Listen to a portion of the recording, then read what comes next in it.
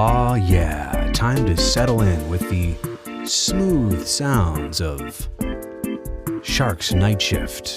You guys ready for the show? Let's do the show.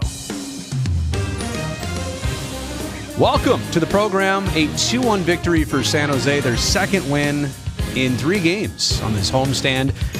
And not often in the NHL, or even with Sharks games, does the final score really feel like how the game played out. I mean, like sometimes it's close, and usually the better team wins, right? The better team gets the 2 points. But tonight's game, if you had to describe it by just watching it, you'd say that's a 2-1 game. If you didn't watch any goals, you didn't really see how the scoring happened, it just felt like the Sharks were good and just better enough to win this game over Dallas. They were comparable teams. The Stars came in with 28 points. Sharks had 29. Both had come off of respective 1 or 2 losses. But a 1-goal game, which is so common in the NHL, and fortunately the Sharks are on the right side of it, much in thanks to James Reimer's 34 saves, his first start in this month of December. I don't know if you guys like the opening of the show. I'm not sure if that's a popular thing to play the Sharks theme music, but I also have something else that I've been thinking about debuting. Do you want to give this a listen? Broadcasting live and worldwide. Here's Brody Brazil.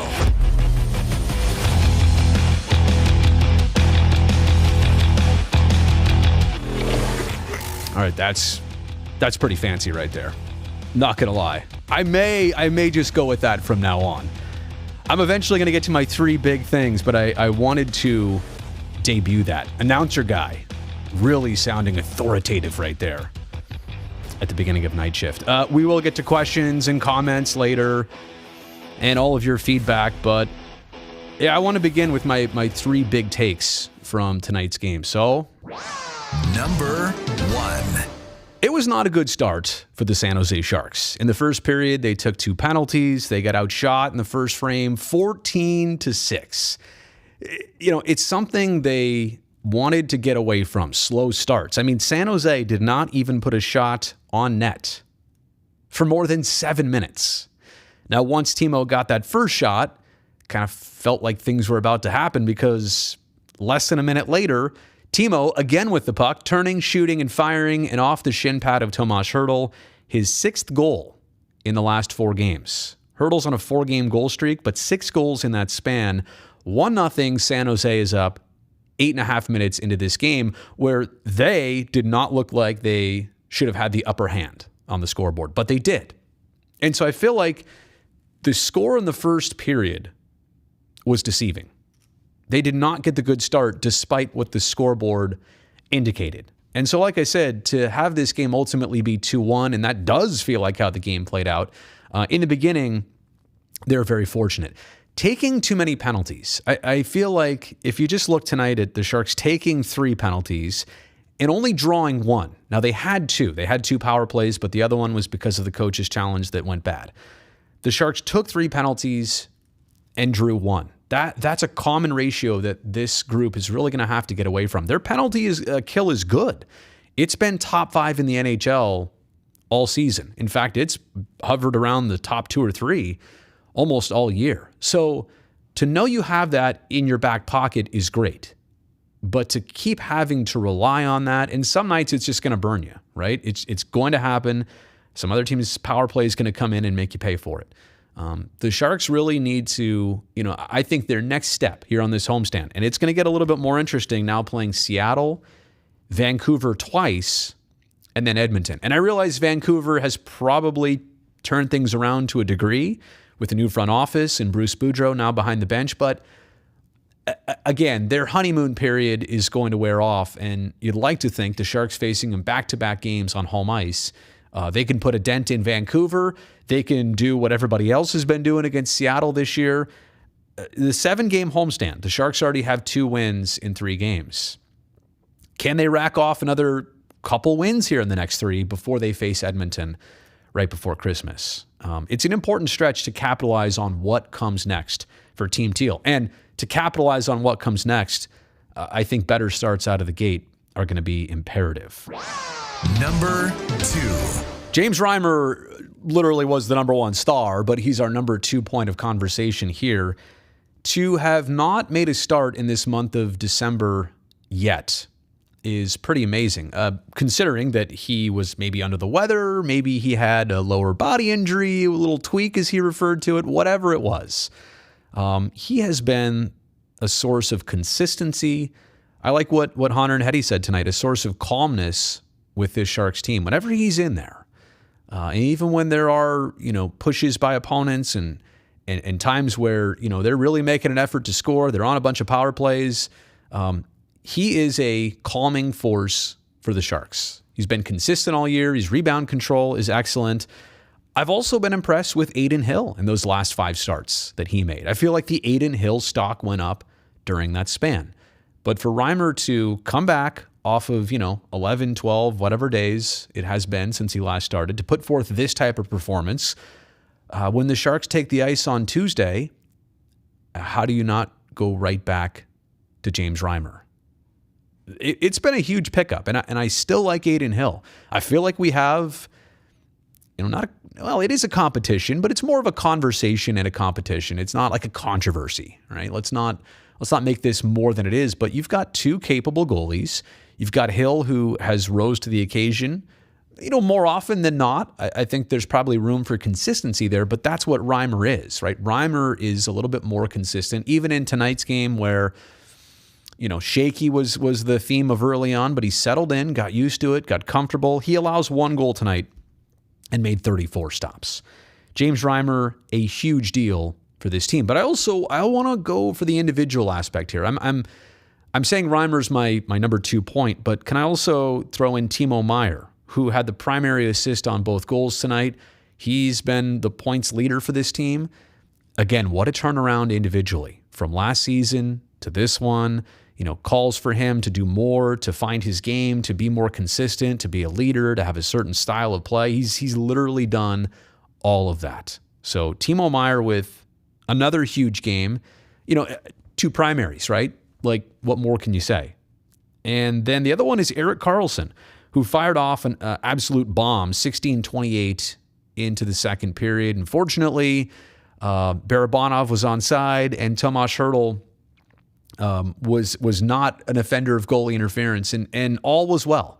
And in fact, with the Dallas challenge, turns out that Sharks got an extra 2 minutes there on the power play.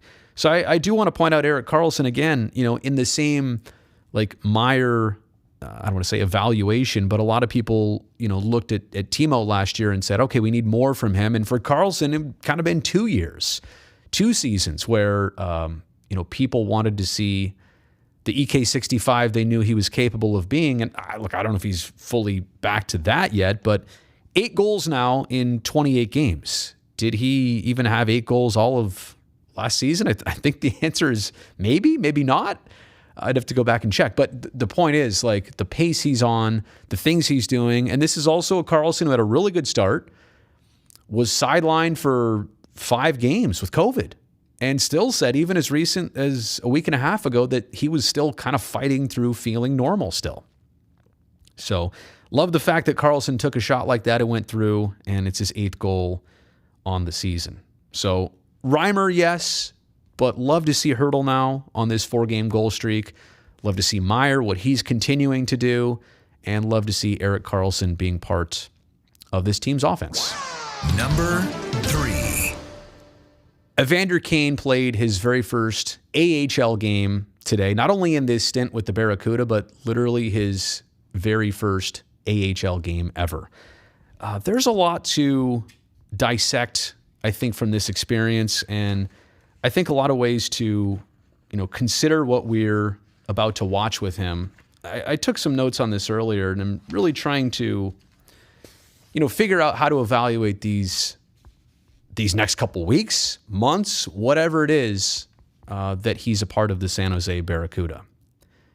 First thing I'm thinking about with Evander Kane, every time he takes the ice at the AHL level, it's only been once as I make this video, but he led the Barracuda in shots. He took 5 of the team's 28 shots in his very first game. It was a -1, but again, you have a feeling he's always going to be holding the puck or around it or making plays or scoring goals. Like, the AHL is a league where players could probably play in the NHL, but they're down in the American League for, one or multiple reasons. In the case of Evander, like, there's no reason. I mean, on the ice, his play on the ice dictates zero reason that he should be there. And I think, what you're probably going to see is a guy, tally 10 goals really fast, like maybe in 10 games, maybe in 7 games, maybe even 12, 15 games. But I think it's going to happen really fast for Evander Kane once he gets his legs under him, once he gets his timing back. He hasn't played hockey since the end of last regular season. Didn't have a training camp with the team, said he'd been skating, but can you really feel right unless you've been around the team atmosphere, unless you've been playing games? I think the answer is no. So to me, point number one, it's going to be super obvious, super quick, how much he's just going to dominate through this league. Now, I think in his case and for his sake, he's going to want to just keep performing as best as possible. He's got to take this seriously, right? You do anything less than that, and I don't think it helps anybody's case or cause, the Sharks, his, or any other team that's looking to acquire him via a trade. Now, the second thing about this, if he is going to be traded, and that's what a lot of people presume is the case, that the Sharks don't really have a path for him to return to Team Teal, they said that there were 5 or 6 different NHL scouts watching him play today at SAP Center. By the way, I don't know if I said this, but the CUDA lost 5-1 to Abbotsford. But you'd have to think that if you are an NHL team and you are remotely interested in Evander Kane right now, even if that's on your mind and your brain, why would you want to make a transaction for him right now? Because if you acquire him tomorrow, he has still not got himself into game timing, game shape. He's not game ready, NHL game ready, I don't think, right now. I don't know that anybody would want to put him in that situation, okay? So to me, it's already been asked, well, what about teams trading for him? Why hasn't that happened? Well, to me, I don't think you're going to start even really seeing that process until he's past a certain point, until teams would say, okay, he's played enough games, we've seen enough. If they're interested, that would more be the timing of something to happen. Just my school of thought on this. And I also think, lastly here, it's interesting, what should we be watching for with Evander and the Barracuda? Should we be watching for production? Should we be watching for body language in these games? Is he just, is he coming to play and doing all the right things and just wants to win somebody over? I guess that's all you really can do. So I don't necessarily know the answer of what we should be looking for, but I think, staying on the positive in terms of the stats and what comes out of, teammates, I think if you can do all that, then his path to the NHL, probably is in the cards somewhere sooner than later. I don't plan to make this an everyday topic and conversation. I did want to bring it up, while he's now debuted with the Barracuda. And again, a player who has never, before today, never played a single minor league game. He was never in the minor leagues. He doesn't know what this is all about. It's not NHL travel. It's not NHL accommodations. It's not NHL access or resources. So in a way, this is going to be difficult in a way because it's new to him and it's not what he is accustomed to. I also want to throw that into the equation and kind of balance that out to his favor. I mean, it's very true. This is going to be a different experience for him. But like I said, the main point and the main takeaway, I wouldn't be surprised if he's up to 10 goals like really fast. As for an overall timeline, I don't even want to speculate on that.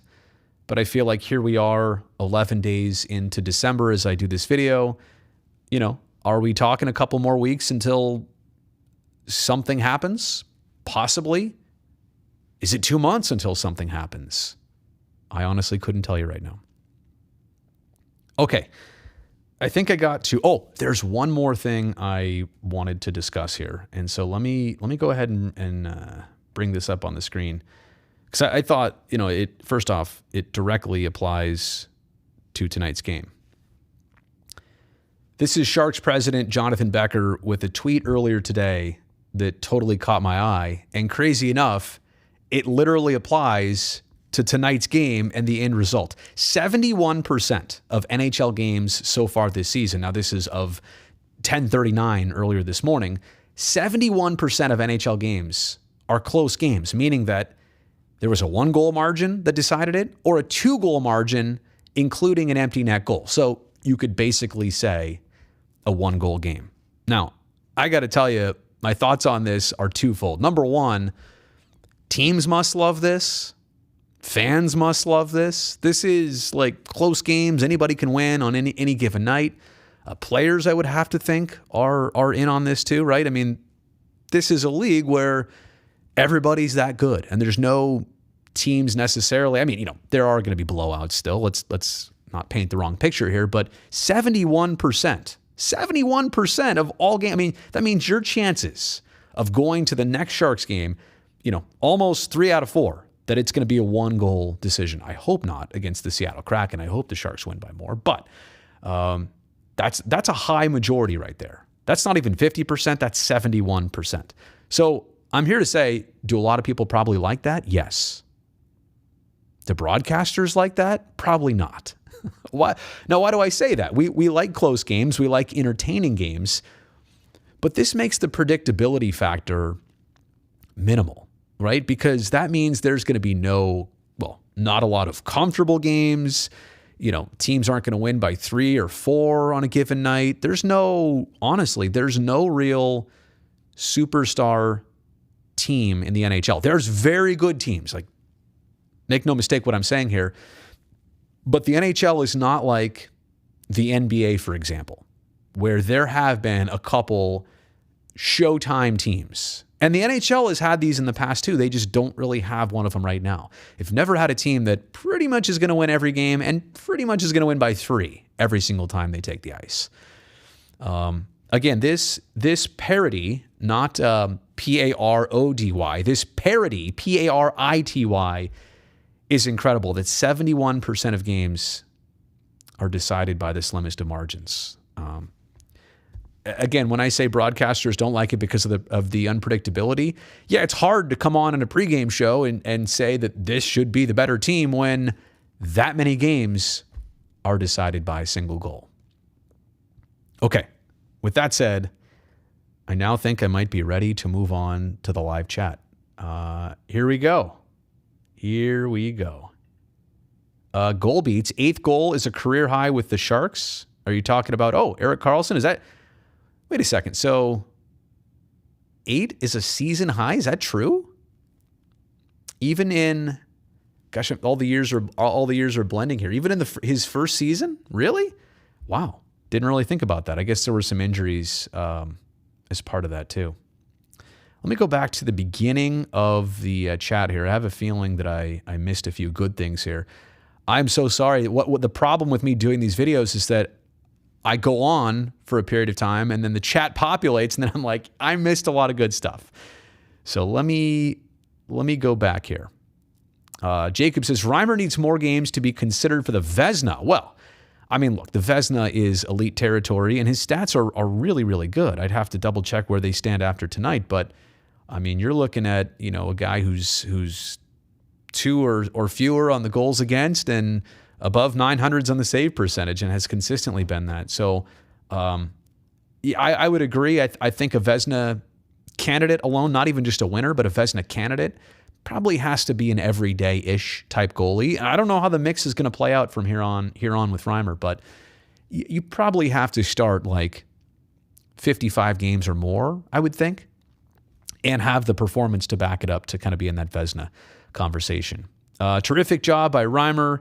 Couldn't breathe in the third until the game was over. No, and I think, like obviously Dallas made it interesting with it was the raffle goal on the Hakanpää one-timer, but made it. You knew they would, and even when they had the extra attacker out there for about a full 2-minute span, it got a little tense, but that's James Reimer in there for you. Caker girl, good to see you. Reimer was amazing. So glad that he was up to playing tonight. And by the way, should have mentioned this before, his 400th NHL game. It's amazing. I looked this up because I thought I wasn't sure. I thought he had been the starter like for a full season somewhere in one of his 10 NHL years? Nope. James Reimer has, I think, never played more than 47 games in a season, something like that. Double check my stats, but it is to that effect. He's never been a 60, 65 start goaltender in this league. YouTube is hating you tonight. Glad you haven't missed much. Well, that's technology. Hopefully it's on your side, not my side. Now I'm nervous here about my data rate, I'm nervous about my technology. See, I have it right down here. It says on air 6.48. That's a good data rate. 6.4 megabits a second. We're okay. We're recording. Got a lot of hard drive space. Audio's good up here.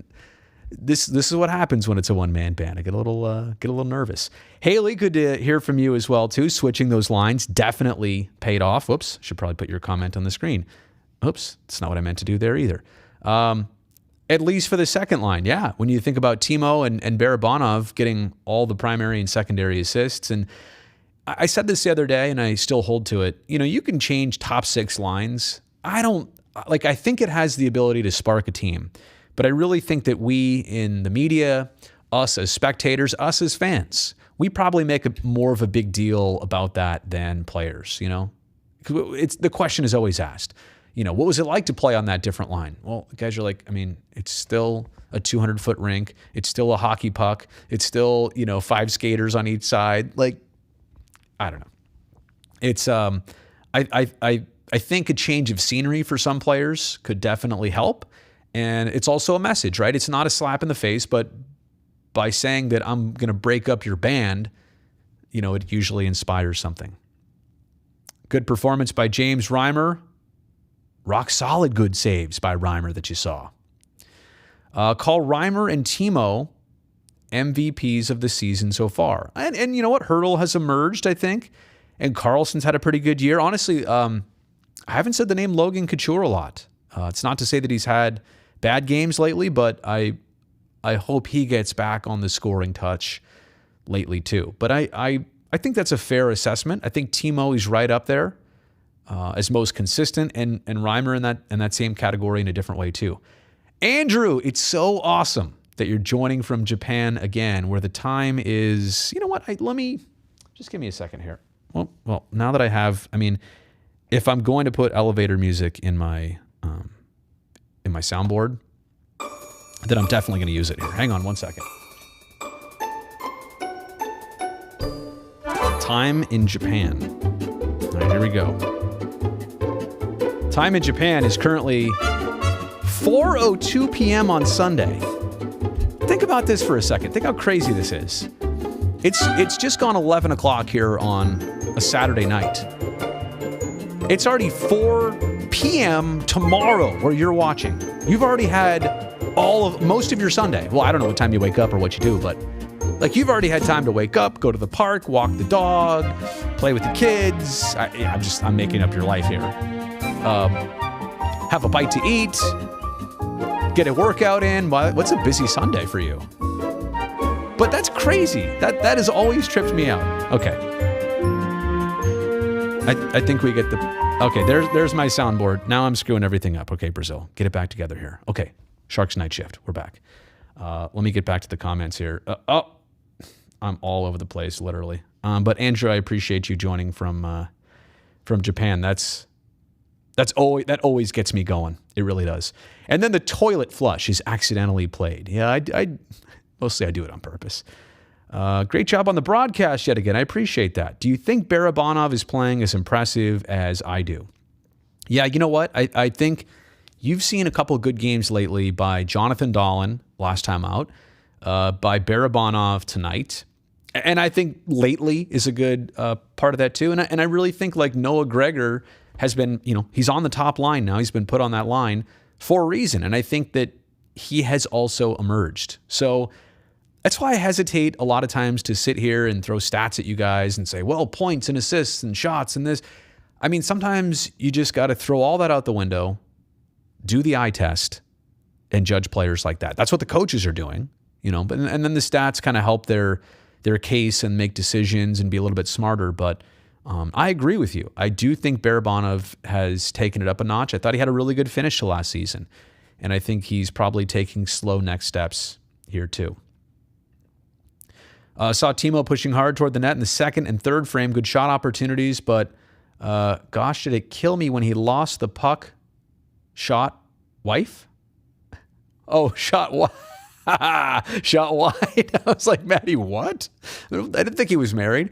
Yeah, and you know what? I'm going to tell you what I liked about Timo was his assist on the hurdle goal. It was one of those times where he just caught the puck, spin, shot. Didn't think about it, put it quickly on net, kind of used the defender that was in front of him as a screen. And it was fortunate, right? It was fortunate that it went off the shin pad of hurdle, but like that's where it starts for Timo. And I love to see more of that. Do I have any advice for young, inexperienced sports broadcasters? I do. Use the technology. I mean, when I was getting into this industry, there was no YouTube. What's a podcast? I mean, like literally the fact that I have multiple cameras here, like this is a GoPro. The camera that's shooting me right here is literally a Sony. It's called a ZV-1 by Sony. It's a very affordable piece of hardware. It makes a nice picture, obviously. All the stuff that I have here, this is a normal laptop. This is, all stuff that the average person can go out and acquire. I mean, you can do this. You can make your own YouTube channel. You can do a post-game recap of Sharks, Oakland A's, Golden State Warriors, 49ers, whatever you want to do. I mean, it gives you the opportunity to create experience for yourself, repetitions for yourself. This is how you get better. I still, as a broadcaster, my work, and I always feel like there is progress to be made. I'm never satisfied. But repetition is what helps you get to the next level and stage of anything. And so you have the opportunity to showcase yourself. And I know that people will say, well, having a YouTube channel with 50 subscribers is not going to make you money. You're absolutely right. But it's going to offer you the opportunity to make a bunch of videos, take the very best parts of them. If that's what you really want to do, then all of a sudden you have a demo reel and you can show it to somebody that's in the business. And that's how your foot gets in the door. And you may not get hired initially to be on camera, to be talking about games, but you'll be in the building. And you work towards that first crack at it. So my advice is to take advantage of all the technologies that exist. Again, I had no way of doing any of this stuff when I was 20 years old in 2001 or 2000, whatever. It just, times have changed, and for the better for people getting into this business. Now, the business is a little bit different. It's not as traditional as it used to be. And by that sense, I mean like, go to college, get your degree, make a resume tape. There's no tape anymore. There's more places to work now, maybe more or less opportunity, probably more. TV is not as maybe a big a deal as some people think it used to be. Everybody look at me. I just did a TV show. Now I'm here live streaming on YouTube. So don't think about old, dated technologies. Yes, there are still a ton of people watching our post-game show, and TV is my passion, my pride. Like that's still my thing. But what I'm saying is you have to realize all the other avenues and resources and platforms like YouTube, Twitter, Instagram, all that stuff too. So do those things and do them well. And understand that nobody, even the veterans in the business don't have a firm handle on all the new media yet. Okay, let's see here what we got. Darren, I think this is a great way to put it. Reimer versus Hill is a good problem to have. You're right, because it's a great thing. I feel like they could go to Aiden Hill on Tuesday. I think Reimer, the way he played tonight, deserves it, but I can't wait to see Aiden next time, and I can't wait to see more of Reimer. How am I doing? How's the voice? You know what? It has recovered. I'd say we're like in the 90-something% range. No random coughs, no random voice cracks. That was a burp that I just had to stop. It was a freak thing last weekend. It just kind of went away really, really fast. And we're back and we're good. Wonder if Barabanov absorbed some Kaprizov energy the other night. He got some off, that's for sure. I saw him chatting before the game in warm-ups, and I really think Barabanov is, I think he's got a lot more upside to his game that we haven't even seen yet. Really like Carlson's game right now. Best you've seen in a while. Moonglow says the same thing. C6 Sammy, bro, Timo is on fire. When are we finally going to get a less embarrassing goal song? You don't like the Hey song? See, I don't think, maybe you don't understand. That was the song, that was the jam the Sharks used to come out of the Shark Head back in the day. So I kind of like seeing that resurgence. Do I know what's going on with Mr. Shark? As in number 12, Patrick M.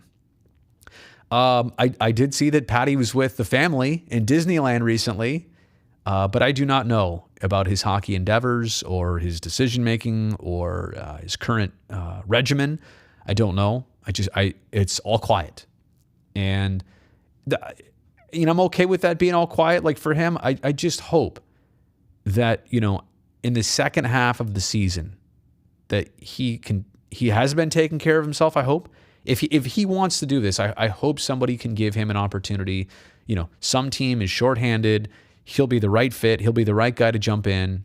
And, the premise of playing an 82-game season at his age, not knowing if they'll be contenders or not at the end, I mean, it's so much more favorable could he join a team midstream that needed him, that knew that they were going to get something responsible and a role player, but one who was diligent and good example. And I would love to see it for Patrick Marleau. Selfishly, but also whatever team gets him and gets his services, I think they could benefit. I really do. Love the design of the Stealth jersey. Sell it to the fans and never let the players wear it. Well, Andrew, I could tell because your avatar right there is darker like the Stealth mode jerseys. And I realized we talked about this last time here on Night Shift. There's no rhyme or reason why the Sharks should seem to struggle when they wear those sweaters, right? Like, I don't even know what the record is. I hesitate to do the research to find it out, but I'm pretty sure we all know it's not good in those jerseys. Now, it's ridiculous for us to overthink this. It's ridiculous for us to sit here and say, well, they play different in those, or they're bad luck. I mean, are you stitious or are you superstitious? What are you? But you know what I'm saying? Like, there really should be no reason that when they wear those on Thursdays, like they probably will this upcoming week, there's no reason that there should be any connection there. But like a lot of you, I'm going to admit it, I feel it too. There's certain nights, where the game kind of goes off the rails a little bit, or you get that sinking feeling in your stomach, and then you're like, wait a second, it's those Stealth mode sweaters. But Andrew, I totally agree with you, because I do like the design. It's not just too many teams in all of pro sports, they just go boring black, right?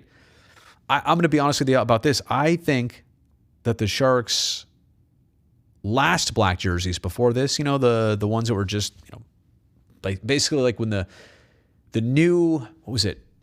No, I take it back. It was when the shoulder cap ones were out, and then they came out with the all black ones of that variety.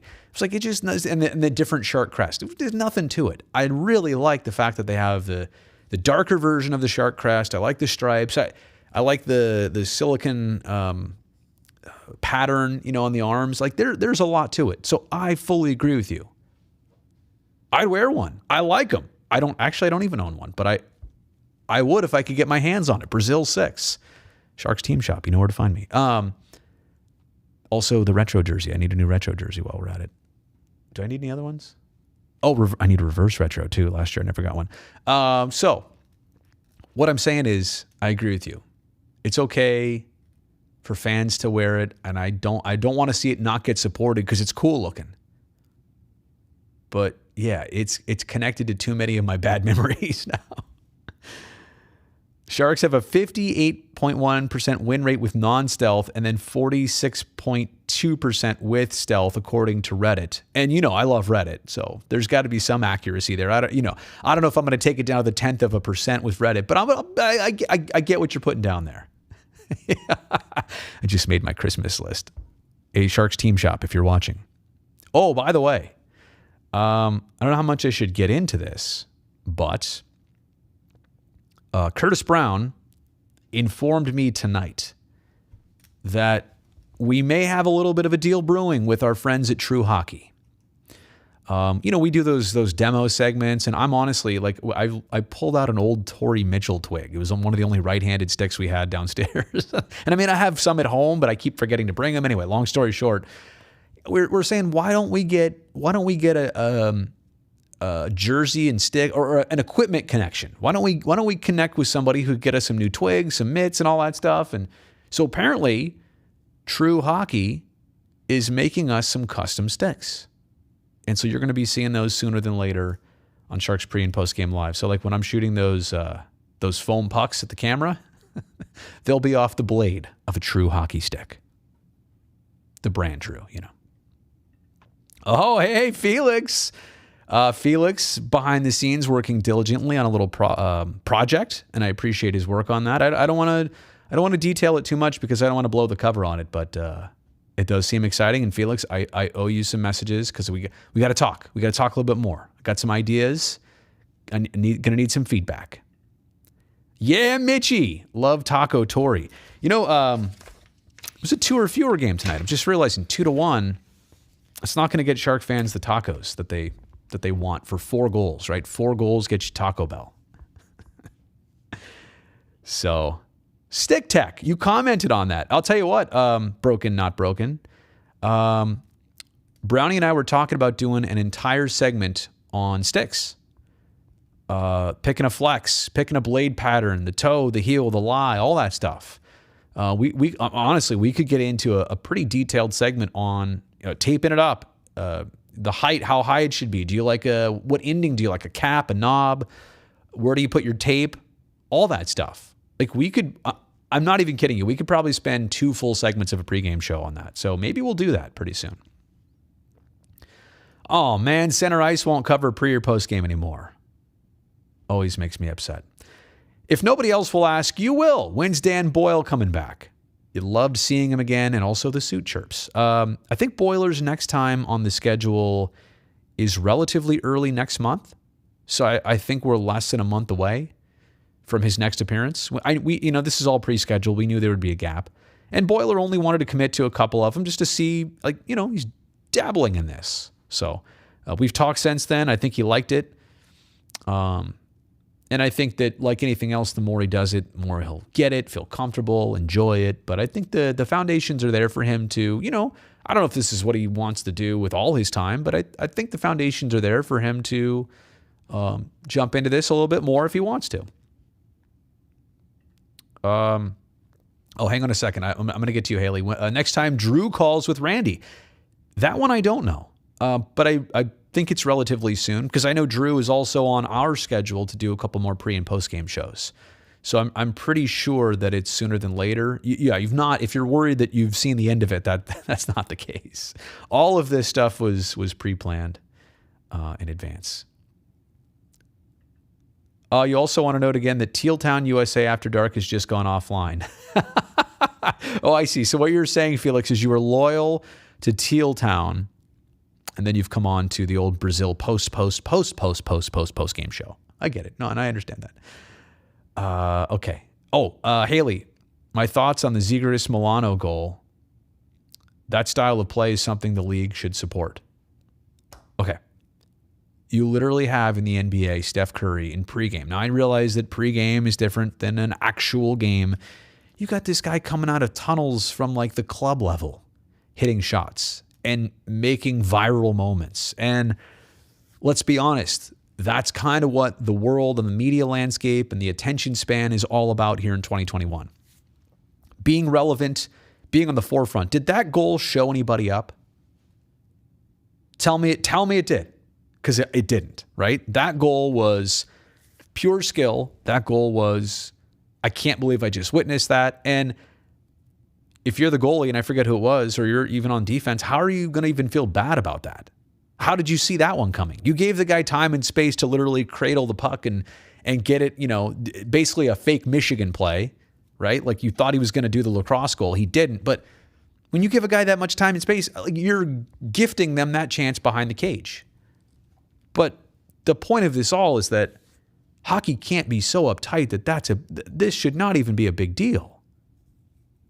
I heard what John Tortorella said, and there's going to be there's also thoughts too that, well, now it's a joke. It's a kids are going to want to try that, and that's going to take. Well, okay, you think a coach? I mean, honestly, in a close game or a meaningful game, you think a kid's really, or NHL players really going to want to do that when they don't know if they can pull it off?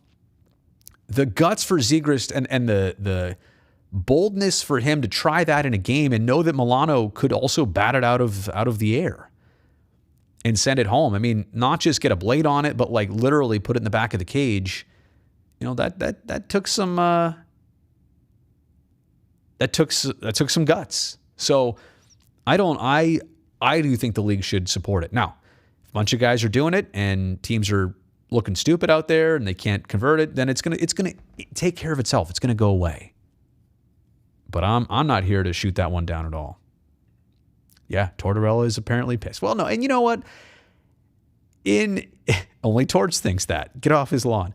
In defense, that Zegras and Milano goal reminded me of how I make my pancakes in the morning. Oh, and here's the other thing. Was it the Zegras Milano goal or the McDavid goal? Yeah, when he walked like 4 blue shirts and literally walked it in like 200 feet. I kind of lost track of my point here. Oh, I know what I was going to say.